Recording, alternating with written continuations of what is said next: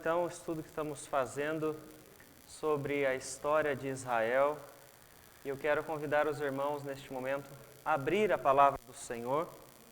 Primeiro livro de Samuel, capítulo de número 18, para nós lermos do versículo 17 até o versículo de número 30.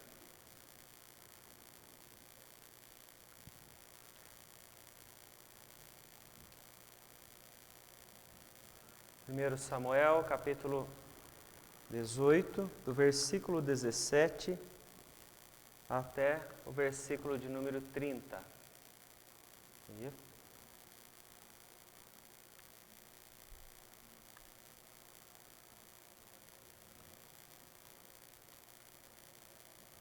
Vamos ler a palavra do Senhor, que diz o seguinte: Disse Saul a Davi: Eis aqui Merabe, minha filha mais velha, que te darei por mulher.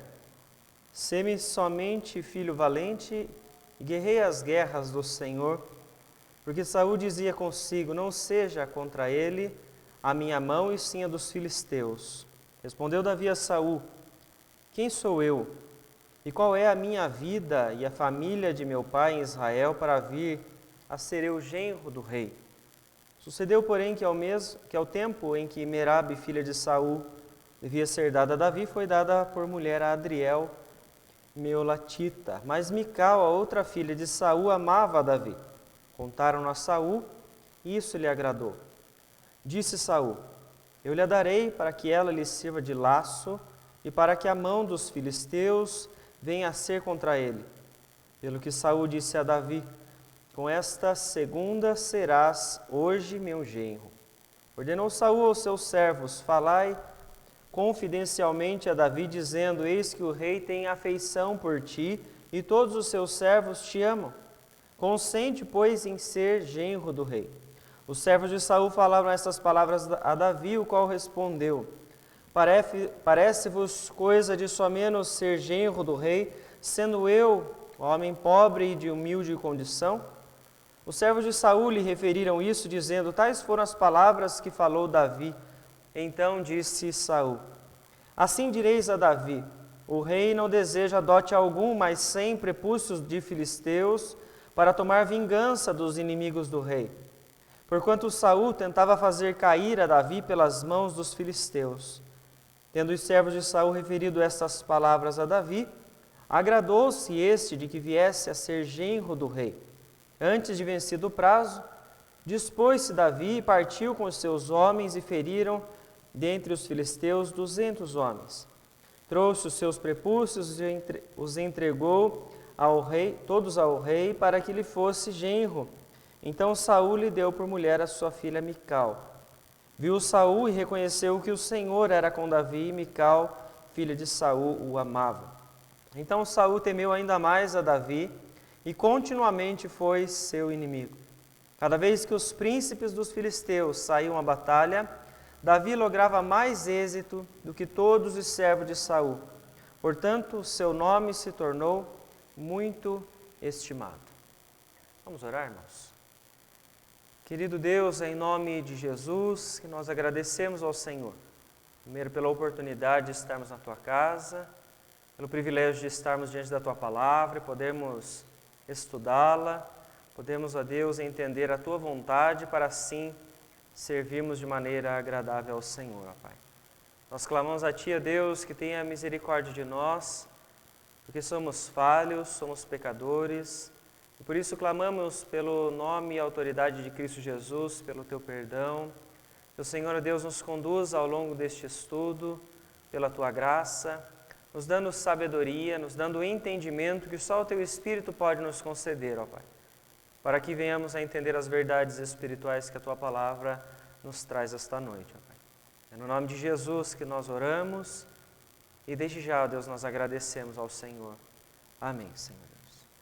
Irmãos, então, para nós iniciarmos, vamos recordar o que nós estudamos na última quarta-feira, para podermos então continuar neste trecho que acabamos de fazer a leitura. Vimos na última quarta sobre a importância de nós aprendermos a construir parcerias. Nós falamos um pouco sobre isso, falamos sobre a questão do desempenho e das desavenças. Enquanto o bom desempenho, ele pode auxiliar na construção das parcerias, nós vimos que a desavença ela pode atrapalhar. O bom desempenho, né, o ato de participar juntos da ação, nós observamos entre Davi, Saul e Jonatas. Vimos que houve um reconhecimento da parte de Saul para com Davi, vimos que houve um amor de Jonatas para com Davi, o relacionamento deles era muito próximo, havia uma parceria, porque o desempenho era bom, eles estavam com o mesmo propósito, eles queriam vencer as batalhas juntos. Porém, a desavença entre Davi e Saul, ela impediu então que a parceria deles continuasse. Saul começou a invejar a Davi, e então o texto mostra na continuação que ele até tenta encravar Davi na parede, porque ele desejava já tirar a vida de Davi. Isso porque aquelas mulheres que viram Davi voltando da batalha, que acabara de matar Golias, né? Davi acabou de matar Golias, elas comemoravam, né? Exaltando ainda mais Davi do que a Saul. Então nós falamos sobre a importância de nós construirmos parceiros na obra de Deus, e falamos sobre a igreja. Nós questionamos aqui quem são os parceiros da igreja, nós levantamos então alguns nomes, alguns grupos de pessoas que podem nos ajudar. Porém, quando nós pensamos em parcerias, nós temos que lembrar que são pessoas, em todos, voluntários. Pessoas que vêm de todos os lugares, pessoas, como nós falamos, seja da comunidade ou seja da própria igreja, né, os que moram próximos, sejam os comerciantes, eles podem se tornar parceiros na obra de Deus, parceiros com a própria igreja. O problema existe, então, quando nós pensamos que eles podem querer fazer, querer agir, querer se envolver na obra de Deus, mas nós não sabemos o que está escondido no coração dessas pessoas. E nesta noite, então, continuando esta linha de raciocínio, nós vamos falar sobre a verdadeira intenção. Pois nós temos, então, parcerias em todos os lugares, e a parceria vai continuar no texto, por isso vamos continuar, então, nesta linha de raciocínio. Se há dificuldade de nós entendermos o que passaria no coração daqueles que são voluntários e parceiros na obra de Deus, vamos responder a uma pergunta que talvez você já saiba a resposta, sobre quem pode discernir a intenção do coração das pessoas. Então, quando eu olho para este trecho que nós acabamos de fazer a leitura, eu observo então que dentre esta verdadeira intenção a qual nós vemos ser importante para a realização da obra de Deus, eu posso afirmar que ela tem uma capacidade. Ela tem a capacidade, então, de ser escondida ou se esconder debaixo das propostas. E todas as vezes que eu for mencionar a palavra proposta, eu já vou explicar por que eu optei por este termo, eu estou querendo dizer sobre a fala de alguém, sobre a postura de alguém. Então, quando você chega no versículo de número 17, versículo de número 21 e versículo de número 25, nós vamos encontrar aqui 3 propostas. Vou ler os 3 versículos de novo para nós podermos recordar. Então, no versículo 17, o texto começa dizendo: Disse Saul a Davi: Eis aqui Merabe, minha filha mais velha. Saul está nesse momento oferecendo a sua filha mais velha para que Davi se case com ela e ele se torne seu genro. Quando você observa a continuação do texto, você vê então que ele quer que Davi seja apenas um filho valente e um guerreiro forte que vai guerrear as batalhas ou as guerras do Senhor. Primeira proposta que nós vemos aqui: algo bom, louvável, Davi vai se tornar parte da corte, Davi vai ter ainda mais influência, Davi vai se casar com uma das filhas do rei. Porém, quando você chega no versículo de número 21, você observa uma outra proposta, onde o texto diz: Disse Saul: Eu lhe a darei para que ela lhe sirva de laço, para que a mão dos filisteus venha a ser contra ele, pelo que Saul disse a Davi: Com esta segunda serás hoje meu genro. Veja que neste versículo já não está mais falando de Merabe, mas agora está falando de outra filha de Saul. Saul já está oferecendo uma segunda filha para Davi, para que esta seja sua esposa e ele então se torne seu genro.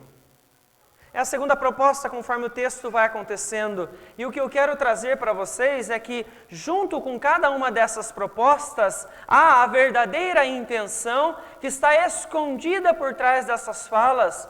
Porque em nenhum momento, quando Saul está falando com Davi, ele deixa claro qual é a sua intenção para este grande guerreiro que está em sua frente. Quando ele chega no versículo de número 25, o texto então ele diz: Então disse Saul: Assim direis a Davi, o rei não deseja dote algum, mas 100 prepúcios de filisteus para tomar vingança dos inimigos do rei, porquanto Saul tentava fazer cair a Davi pelas mãos dos filisteus. É uma terceira proposta. Ele já está dizendo para Davi agora: eu quero que você apenas vença os filisteus. A mutilação no corpo dos filisteus, como no texto ele está dizendo, representava então a glória da vitória para o povo.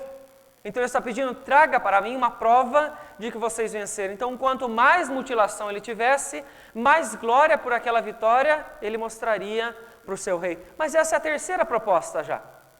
A terceira proposta que nós vemos, ele pedir apenas que ele não quer dote, porque o costume então deles era de que para ele casar, ele teria que fazer algo por aquela mulher, ou teria que dar algo em troca da mão desta mulher. E então Saul diz para ele: eu não quero dote nenhum, não há pagamento, mas eu quero apenas um serviço seu em prol do reino, que você mate então estes filisteus, porque ele então diz que ele queria apenas a vingança dos seus inimigos. Mas veja que interessante, que eu quero que você observe comigo, que há esse diálogo entre Davi e Saul ao longo de todo esse texto. Mas em cada uma das propostas que Saul traz a Davi, ele começa a aprimorar os seus argumentos, porque ele tem uma intenção por trás de todas essas falas, nas quais ele não diz a Davi, mas ele começa a mudar os seus argumentos para tentar convencer Davi a se tornar seu genro. A primeira proposta então era apenas: se torne meu genro casando-se com Merabe. A segunda proposta já era: case-se com Mical, mas ele traz algo a mais, quando ele diz então para os servos falarem para Davi: o rei, versículo de número 22, o rei tem afeição por ti e todos os seus servos te amam. Olha só que rei bonzinho que nós temos aqui. Está querendo dar, não uma filha, mas já que não deu a primeira, vai a outra filha. Ele está querendo que ele esteja junto. Não é porque ele quer um guerreiro junto com ele, porque é um rei que tem afeição por ele. Diga isto para Davi, que eu tenho afeição por ele e que todos os servos o amam. Mas se isso não foi suficiente, então ele joga mais um argumento e ele traz: não, você não precisa dar dote nenhum, só vá lá e faça o que você sabe fazer. Vença a batalha contra os filisteus e traga então uma parte do corpo deles para mim. O que eu quero observar aqui com os irmãos é que a verdadeira intenção, ela pode estar então oculta quando você ouve uma proposta, quando você ouve a fala de alguém, quando você está conversando com alguém, você não tem a capacidade de entender qual é a intenção dessa pessoa com essa fala. Mas qual era a intenção de Saul nesse momento? Saul não conta isso para Davi, mas o texto conta para nós.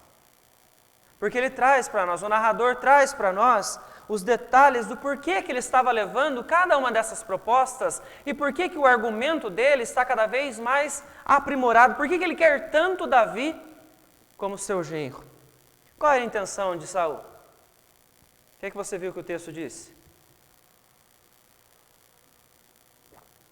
Nos 3 momentos ele repete a mesma questão. Versículo 17, ele diz, no finalzinho: porque Saul dizia consigo: não seja contra ele a minha mão, e sim a dos filisteus. Versículo de número 21, ele começa falando: eu lhe a darei para que ela sirva de laço, para que a mão dos filisteus venha a ter contra ele. Versículo de número 25, no final ele diz: porquanto Saul tentava fazer cair a Davi pelas mãos dos filisteus. Então veja comigo, ele não está em nenhum momento colocando aqui claramente para Davi que ele quer matar Davi. Mas essa é a intenção que nós vemos por trás de todas as propostas que ele está trazendo. Olha que proposta bonita! Ele quer que Davi faça parte agora da sua família. Olha que proposta melhor ainda, ele está dizendo que ele ama Davi, que os servos amam a ele. Melhor ainda, vamos facilitar para você se tornar parte da família, você não paga dote nenhum, você só guerreia. Veja que interessante, quando a intenção de um coração cheio de malícia começa a falar, talvez você não seja capaz de observar o que está por trás disso. Qual é a verdadeira intenção que está no coração daquela pessoa? Por isso que eu estou afirmando que a verdadeira intenção ela pode estar escondida por trás das falas. Podem ser falas muito bonitas. Aqui é uma fala que tem uma ótima aparência, né? É de boa aparência, mas no fundo ele desejava apenas a morte de Davi. Ele não quer nada bom de Davi, não quer usar a força de Davi. Ele quer então que eles o matem. Mas como nós vimos já na semana passada, nós vimos que há uma motivação de Saul. Você se lembra? Qual era a motivação de Saul para poder matar Davi? Inveja, né? E esta inveja, então, quando nós olhamos lá no texto, capítulo 18, versículo 9, daquele dia em diante Saul não via Davi com bons olhos, ela nasceu porque as mulheres, então, elas estavam dando glórias maiores da vitória a Davi do que ao próprio Saul. Então a motivação que fez brotar essa inveja era o desejo que Saul tinha por reconhecimento. As propostas que ele está trazendo agora para Davi é porque ele não aguenta mais ver alguém que está diante dele, que está recebendo mais reconhecimento do que ele. Então ele está tentando de todas as formas, aprimorando a sua fala, aprimorando a sua maneira de convencer Davi, para que ele então consiga Davi próximo dele para tirar a sua vida. O ódio de Saul é tão grande dentro do seu coração, que ele então está fazendo de tudo para matar Davi. Ele já tentou uma vez com a lança, quando o espírito maligno se apossou dele, e agora nós vemos as tentativas que ele está novamente de fazer isso, mas quando eu observo uma ação como esta, que é um desejo de reconhecimento da parte de Saul, eu me recordo então o que diz um texto de João 3, no versículo 20. Todos nós conhecemos o texto de João 3,16, e na continuação do texto, ele vem explicar para nós sobre a obra de Cristo Jesus, e ele vem falar para nós sobre aqueles que a rejeitam. João capítulo 3, versículo 20 diz: pois todo aquele que pratica o mal aborrece a luz e não se chega para a luz. Por que é que ele não se chega para a luz? A fim de não serem arguidas as suas obras. Ou seja, nós vemos que todo aquele que pratica o mal, a todo aquele que está sendo guiado pelos seus desejos pecaminosos, ele não quer se aproximar da luz, ele não quer se aproximar da verdade, porque ele ama a maldade que está dentro do seu coração. O reconhecimento de Saul, que está o levando a invejar, que está o levando a tentar matar Davi, é prazeroso para ele. Então ele não quer se aproximar de nada que traga a ele a clareza do erro que ele está prestes a cometer. Veja como nós podemos observar isso.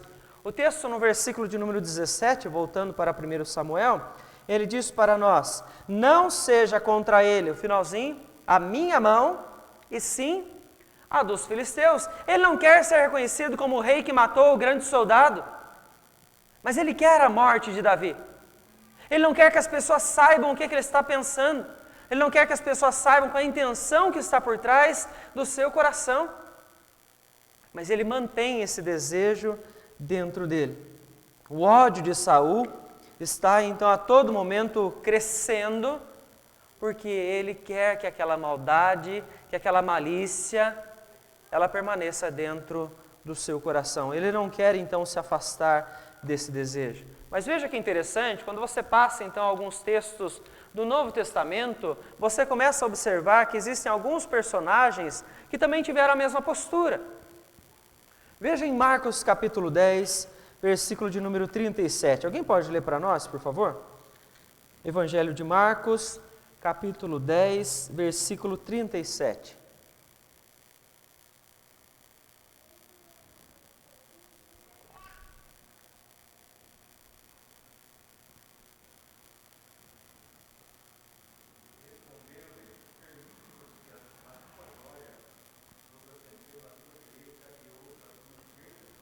Isso. Aí nós vemos então Tiago e João fazendo um pedido para Jesus. Permita-nos que na tua glória nos assentemos um à sua esquerda e outro à sua direita.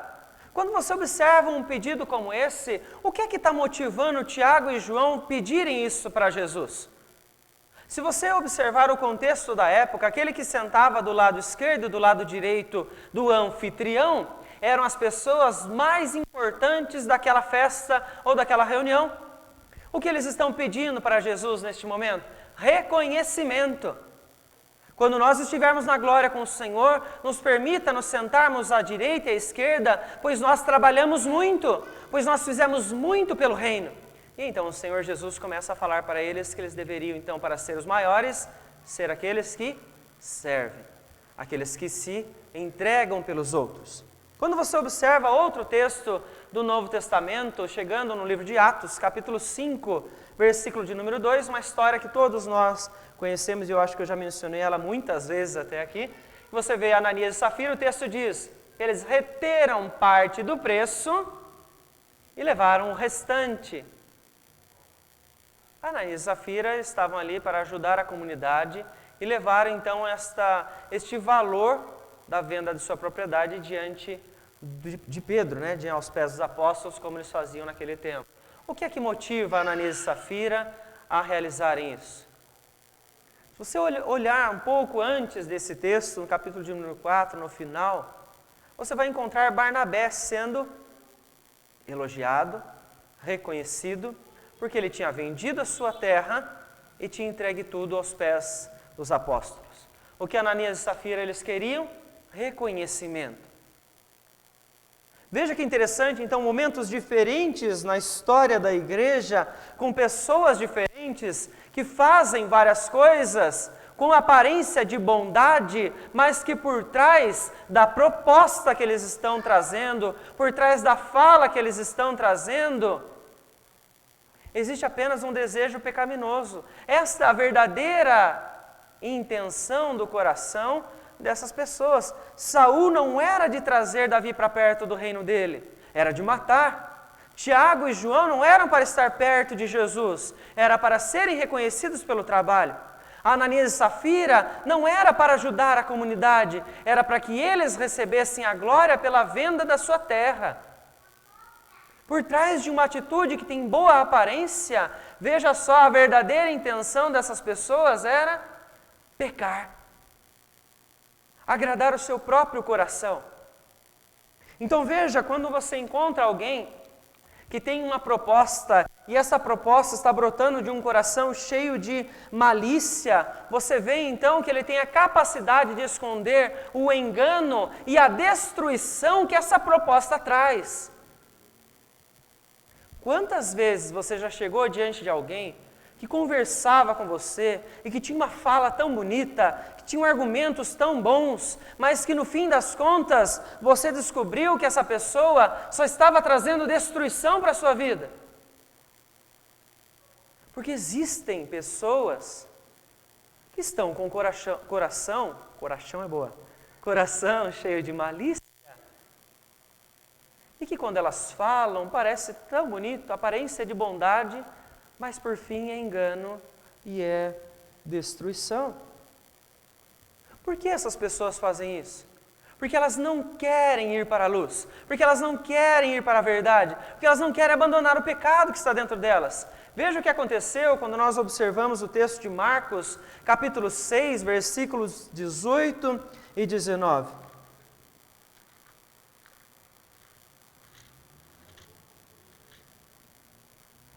Marcos capítulo 6, versículos 18 e 19 diz assim: Pois João lhe dizia, não te é lícito possuir a mulher de teu irmão. E Herodias o odiava, querendo matá-lo, e não Podia. Nessa circunstância, no contexto que nós estamos aqui, o desejo então de Herodias é que a cabeça de João Batista seja entregue para ela na sua festa de aniversário. Por que ela quer isso? Porque aquele homem possuía as palavras da verdade e anunciava isso. Ele confrontava as pessoas. Ele confrontava os corações cheios de malícia que não queriam abandonar a sua vida de pecado. E o desejo dela então é: matem esse homem para que ele pare de falar isso, para que eu possa pecar tranquilamente. Porque a proposta muitas vezes das nossas falas bonitas, ela tem por trás o que nós escondemos, um coração com uma intenção pecaminosa e desagradável a Deus. Muitas vezes nós vamos passar por situações assim. E quando nós pensamos em parcerias, em voluntários que se envolvem na obra do Senhor, imagine você então começar a servir junto de alguém que fala para você palavras bonitas, tem uma boa proposta, e então o que é que você faz? Passa a desconfiar de todo mundo, passa a não conviver com mais ninguém, passa a abandonar a ordem da comunhão e não trabalha mais na igreja?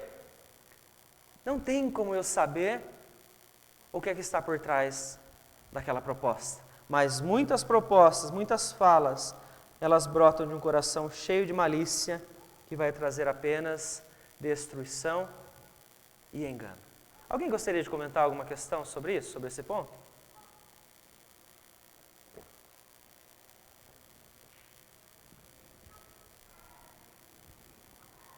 Se nós pensarmos então nesta possibilidade de você se encontrar com pessoas assim, estamos falando no contexto da igreja, você pode ter parcerias na sua vida, em qualquer lugar você vai se encontrar com pessoas, né? Então, se existe essa chance, qual postura você tem que aderir perante uma proposta? Qualquer proposta, qualquer fala que você encontre por aí, existe um padrão de postura que você deva seguir? O que você pensa? Ou conforme o contexto você muda a sua postura?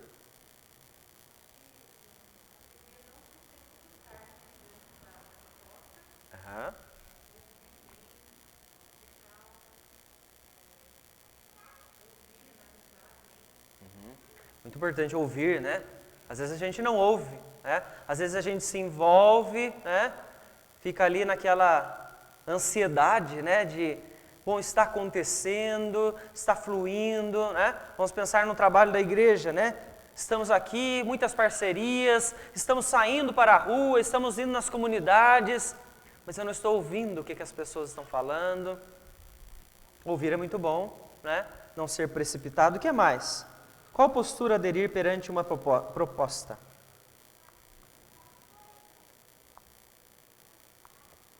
O que você pode me ajudar?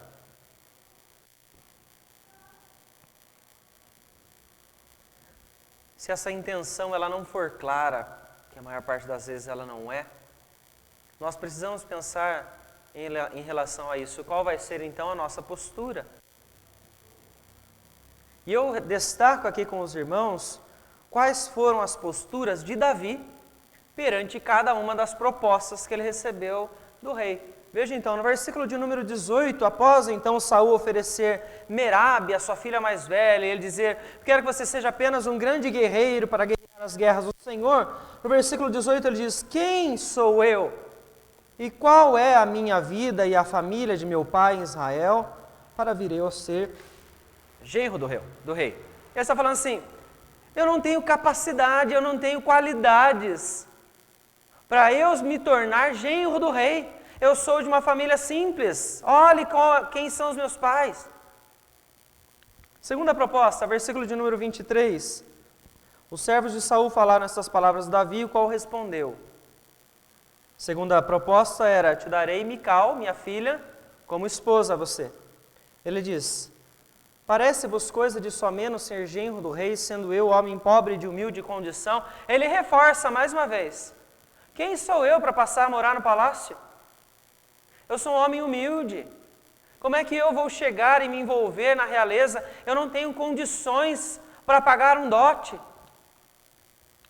Então você observa no versículo 27, diante da terceira proposta: dispôs-se Davi e partiu com seus homens, e feriram dentre os filisteus 200 homens. Eu vejo aqui nas posturas de Davi, um homem que está demonstrando humildade, mas ao mesmo tempo a disposição de Davi em servir era para que ele pudesse não só se tornar genro, porque agora havia a condição de não pagar um dote financeiro, mas com o seu serviço. Esse serviço para Davi era a honra a Deus que ele estava conduzindo, pois ele estava sendo chamado para guerrear as guerras do Senhor. Os filisteus são um povo inimigo de Israel. Então eu enxergo aqui em Davi um homem que tem uma postura de humildade, de fidelidade e de disposição para servir a Deus antes de mais nada. Caso contrário, ele poderia já ter aceito se tornar aqui genro do rei na primeira proposta que foi colocada para ele.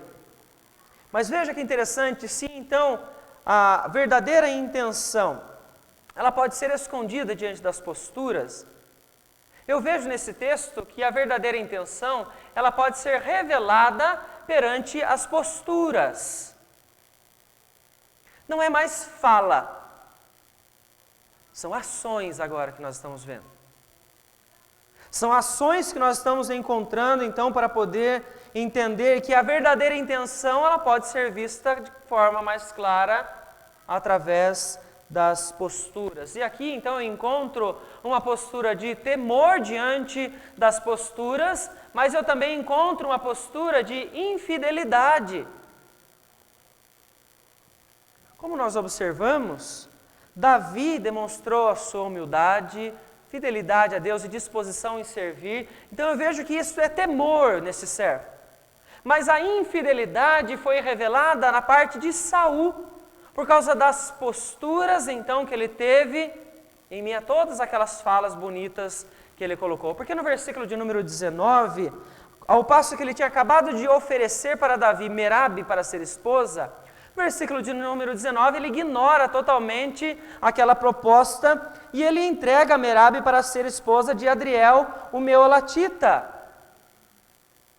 Ele é um homem infiel nas suas palavras, ele não é capaz de cumprir uma promessa que ele acabou de fazer a Davi, o que já está se repetindo. Porque quando então eles ainda estavam sendo confrontados por Golias, Davi chega perante os soldados e pergunta: o que é que vai ganhar aquele que vencer o soldado? E ele então recebe a resposta.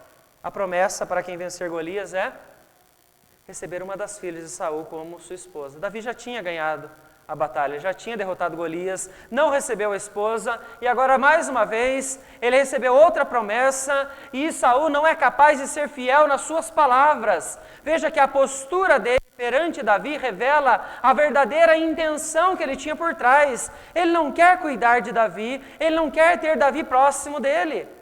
E ele começa a dar então ideias para Davi neste momento do que realmente estava dentro do seu coração. E algo que nós encontramos também acontecer no Novo Testamento. Quando você observa em alguns instantes, como em Marcos capítulo 8, versículo 29, você pode ver então que neste momento era um instante onde Jesus estava caminhando com os seus discípulos. E naquele momento ele volta para os discípulos e pergunta: quem os outros dizem que eu sou? E eles respondem: João Batista, outros Elias, mas outros alguns dos profetas. E no versículo de número 29, o que é que Pedro responde? Tu és o Cristo. É uma afirmação muito impactante. Mas pare comigo nesta afirmação e pense na história da igreja. Quantas pessoas já vieram até aqui à frente e fizeram esta proposta, falaram isto, mas a intenção dos corações deles não era servir a Cristo Jesus. Por isso, quando você observa a continuação dos textos do Novo Testamento, você vê então que em Atos capítulo 11, verso 26, eles não são chamados cristãos pela afirmação somente, mas pelas posturas. Há uma mudança de postura na vida daqueles homens, que eles começam a ser vistos como servos de Jesus, como seguidores de Cristo, porque eles já não eram mais como eram antes. Porque a postura tem a capacidade de revelar a verdadeira intenção dos corações. Mas veja que os textos, eles continuam mostrando para nós, como Paulo fala na carta aos Coríntios, quando você então vê ele falar sobre as igrejas da Macedônia, que pela sua grande pobreza, isso superabundou diante deles em riqueza, porque eles foram extremamente generosos. E veja a palavra que o apóstolo Paulo usa, eles manifestaram a abundância de alegria e assim a generosidade. A postura não foi só fala, eles não chegaram diante de Paulo e disseram: Paulo, nós queremos te ajudar, nós queremos que você seja sustentado. Não, eles manifestaram, eles fizeram algo para que eles pudessem então demonstrar a transformação da graça na vida deles. E por isso nós observamos Tiago falar, capítulo 2, verso 17, que a fé sem obras, ela é morta, ou seja, a fé que não demonstra, a fé que não é vista nas posturas, a fé que você não externaliza em todos os momentos em que você está vivendo. Então veja, se a verdadeira intenção, ela tem a capacidade de se esconder diante das propostas, das falas, ela também tem a capacidade de ser revelada nas posturas, na maneira como a pessoa age. Mas isso não podemos generalizar isso. Isso não é um padrão. E não vão ser em todos os momentos que você vai ver uma pessoa agindo de forma coerente e você vai poder dizer, esta é a intenção do coração dela. Não, ela pode revelar a intenção do coração quando ela age conforme aquilo que as Escrituras elas nos ensinam. Mas quantos falsos profetas são mostrados para nós na palavra que tinham boas posturas, mas eram incrédulos? Então, se nós chegamos a um impasse como esse, a minha pergunta então é a mesma que eu fiz no início. Quem pode discernir a intenção do coração? Quem tem essa capacidade? Apenas o Senhor. E a palavra, ela reforça isso para nós. Quando você olha o texto de Marcos, capítulo de número 2, no verso de número 8, você observa um instante, então, em que o Senhor Jesus, ele está reunido com aqueles homens para realizar a cura daquele paralítico que foi descido, então, no meio daquela casa. E no versículo de número 8, vou ler ele inteiro, diz assim: Jesus, percebendo logo por seu espírito que assim arrazoavam, disse-lhes: por que arrazoais essas coisas em vossos corações? Jesus Cristo, Deus encarnado, tem a capacidade de compreender o que está no coração das pessoas. João capítulo 2, versículo de número 24, mais uma vez, então, nós observamos o texto dizer que Jesus conhecia a todos. Apesar de muitos estarem juntos, a multidão estar com ele, ele conhecia a todos e sabia quem realmente queria o servir e quem estava ali apenas para ver os seus milagres e para poder, então, observar todo o seu poder. Quando eu entendo, então, que somente o Senhor pode discernir a intenção dos corações, eu digo, então, que a verdadeira intenção, ela pode reafirmar para nós com a proteção vinda da parte de Deus. Ela pode ser reafirmada com a proteção de Deus, e é o que eu encontro aqui acontecendo no texto de Samuel. Você vê, então, que ele coloca Davi à frente da batalha contra os filisteus, e no versículo de número 28, quando ele tinha a intenção de matar Davi na batalha, ele vence. Ele não traz somente 100 partes dos corpos daqueles homens. Antes do prazo, ele traz 200. E no versículo, então, de número 28 diz: viu Saul e reconheceu que o Senhor era com Davi. E Mical, filha de Saul, o amava. Versículo de número 29. Então Saul temeu ainda mais a Davi e continuamente foi seu inimigo. Veja que a vitória e a honra que Davi passa a usar são sinais da proteção divina sobre ele, pela fidelidade que ele demonstrou ao Senhor ao longo de todo esse período. Ele foi humilde, ele estava disposto, ele foi fiel a Deus, e Deus está honrando o seu servo, apesar das propostas de engano que estão sendo colocadas diante dele.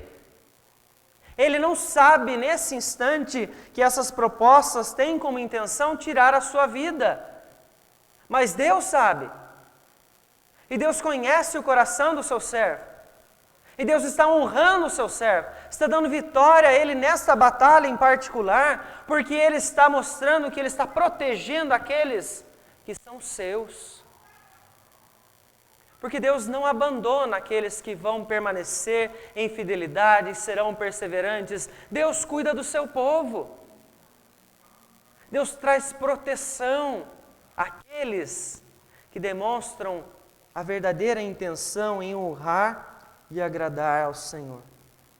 Apenas Deus pode discernir aquilo que está nos nossos corações. Então, quando nós pensamos sobre a verdadeira intenção, e falamos sobre o que está acontecendo no coração das pessoas e pensamos na vida da igreja, nas parcerias que nós estamos estabelecendo a todo momento, tanto internamente quanto externamente, nós precisamos lembrar que não temos capacidade alguma de saber o que está passando no coração daquelas pessoas. Não podemos ser os que julgam as pessoas pelas suas ações, porque nem sempre as suas ações vão revelar a verdadeira intenção do coração, apesar de elas poderem fazer isso. Então, se Deus é o único que pode discernir a intenção dos corações, nós só podemos confiar no Senhor e continuar servindo a Ele em fidelidade para que Ele seja glorificado. Para que o Senhor, então, seja honrado através das nossas vidas. Porque nós podemos então dizer, irmãos, que a intenção nem sempre será clara aos olhos dos homens, mas de Deus ninguém é capaz de esconder. Pode ser que a pessoa tenha a melhor proposta para nós, a melhor fala, seja eloquente, mas o coração dela, ela não esconde de Deus. Deus sabe o que ela está desejando com todos esses passos. A intenção revela a postura dos homens diante de Deus. Não a postura revela a intenção. O contrário agora. A intenção do coração revela a postura dos homens diante de Deus, se são tementes ao Senhor ou se eles são infiéis a Deus e querem apenas agradar os seus corações. E nós podemos dizer que a verdadeira intenção, escondida nas propostas, nos faz lembrar que o mundo sempre odiará os servos de Deus. Quando você pensa em parcerias, e você observa como é difícil realizar a obra de Deus, quantas pessoas se levantam contra os servos do Senhor, como aconteceu entre Saul e Davi, você tem que se lembrar exatamente isso, que a verdadeira intenção que está escondida no coração das pessoas que estão no mundo, que você não vai perceber, ela vai tentar impedir a obra de Cristo Jesus através de nós, o crescimento da igreja a cada instante, porque nós seremos odiados pelo mundo até o fim. O Senhor Jesus, na oração sacerdotal, Ele não pediu ao Pai, tire eles do mundo, não pediu ao Pai para que eles não fossem odiados pelo mundo, mas apenas para que eles recebessem a sua proteção, para que Ele os guardasse. Porque só Deus sabe a intenção dos corações, então nós só podemos depender dEle pela sua proteção em todos os momentos. Por isso, irmãos, para nós encerrarmos, para pensarmos, temos alguns desafios diante de tudo isso. Independente do momento, independente das parcerias, independente da circunstância, onde você estiver, mantenha sempre, como Davi até este instante, posturas de humildade e fidelidade para com Deus, pois é a Ele que nós servimos, é a Ele que nós queremos honrar. Esteja pronto para reagir com sabedoria ao ódio do mundo, ao ódio daqueles que não servem a Deus, ao ódio daqueles que não querem servir ao Senhor Jesus, que querem permanecer na prática do mal, porque isso agrada aos seus corações, por isso eles aborrecem a luz. E lembre-se, estas pessoas aqui, elas não estarão sempre só fora da igreja. Elas podem estar dentro da igreja. Então esteja pronto para reagir com sabedoria. E confie na fidelidade e proteção divinas. Porque somente o Senhor, com seu poder, onisciência, Ele poderá direcionar a nossa história. De maneira que eu e você, apesar de não sabermos a intenção do coração das pessoas, possamos continuar honrando ao Senhor e servindo a Ele em todos os momentos para a sua glória. Amém, irmãos?